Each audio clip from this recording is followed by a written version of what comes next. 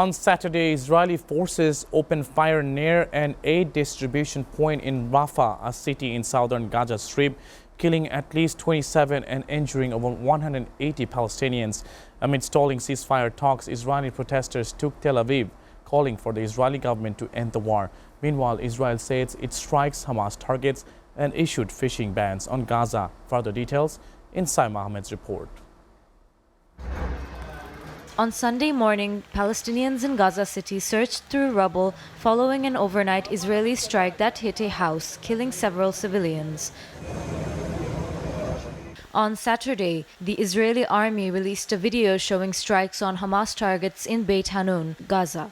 In the caption, they said several fighter jets hit 35 Hamas targets in the area.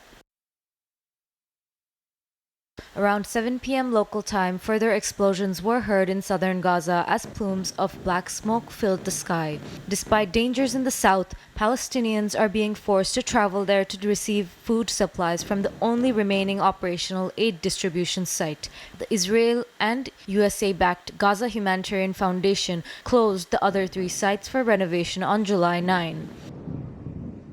Yesterday, at the Al-Shakush aid distribution point in Rafah, Israeli forces opened fire on crowds of civilians who were waiting for aid. At least 27 Palestinians were killed and over 180 injured. Eyewitnesses recounted being shot at by snipers near the aid hub.